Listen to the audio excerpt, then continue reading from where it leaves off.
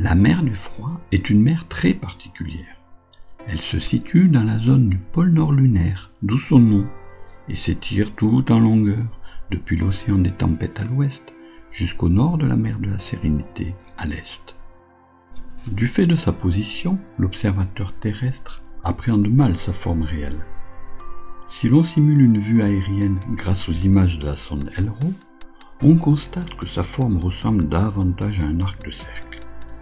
Certains experts ont pensé que la mer du Froid pouvait être une zone dépressionnaire formée entre deux anneaux lors de la création du bassin Imbrium.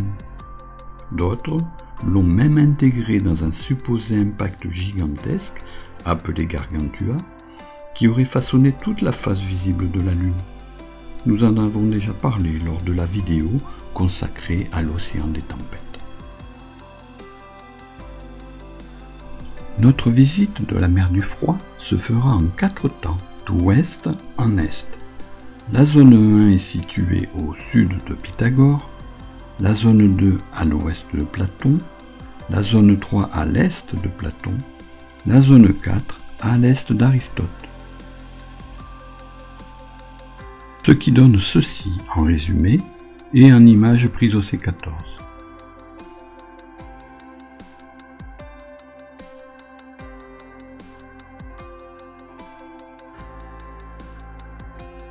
Le débouché de la mer du Froid dans l'océan des tempêtes est appelé Sinus Roris, c'est-à-dire le golfe de la Rosée.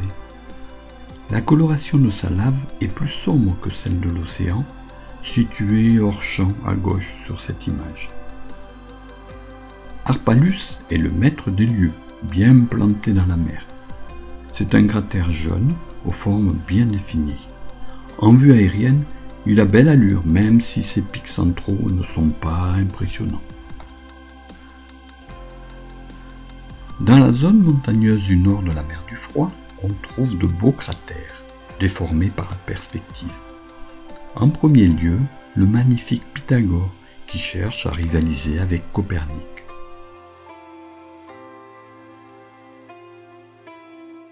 À sa droite, le complexe Anaximandre forme une sorte de cœur. Plus à l'est, au bord de l'image, on voit le jeune cratère Philolaus. Enfin, on remarque des raies blanchâtres qui sillonnent le terrain. Ce sont des éjectats produits lors de l'impact qui a créé le cratère Anaxagore, situé hors champ à droite de l'image.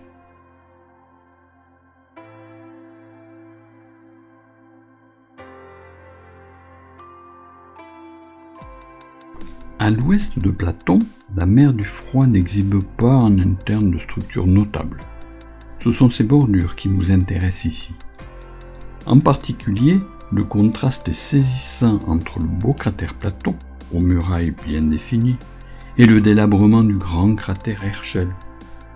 Ce dernier est situé dans une zone rocailleuse où tout semble mort. La zone a été arasée lors du formidable impact qui a suivi la formation du bassin Imbrium.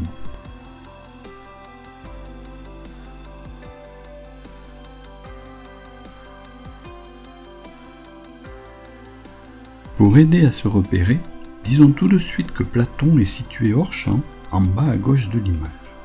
À cet endroit, la mer du Froid atteint sa plus petite largeur. Là aussi, le délabrement provoqué par la formation du bassin Imbrium est notable. Le cratère W. Bond, avec son étrange forme de carré, en est la preuve.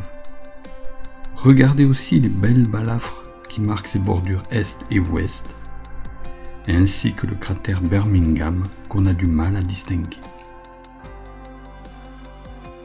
Quelques cratères plus récents animent un peu ce spectacle de désolation. Timaeus, qui borde W. Bond, Archytas, un peu plus à l'est, et en particulier Fontenelle, au nord-ouest, qui semble avoir craché tant et plus de lave. Celle-ci forme un magnifique pli qui file de son rempart jusqu'aux environs d'Archytas. Vu de dessus, Fontenelle montre un sol assez mouvementé, marqué de diverses fractures dans son arène.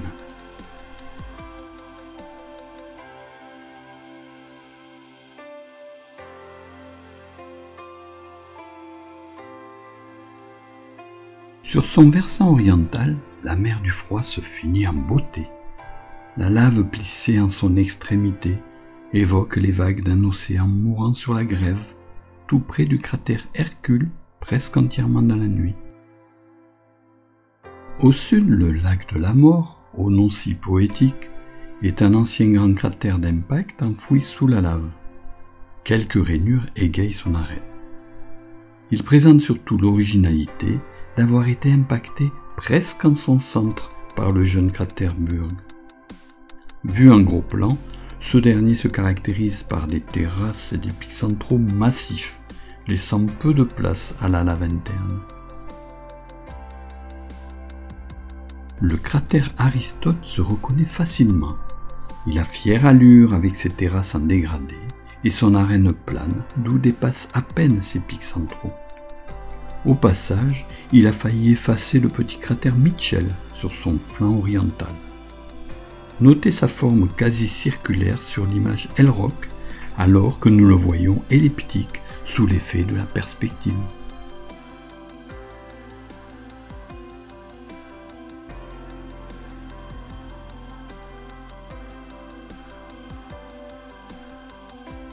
Nous voici au terme de cette longue chevauchée à travers la mer du Froid. Malgré son apparence peu attirante, on y découvre quelques jolies structures qui la mettent en valeur.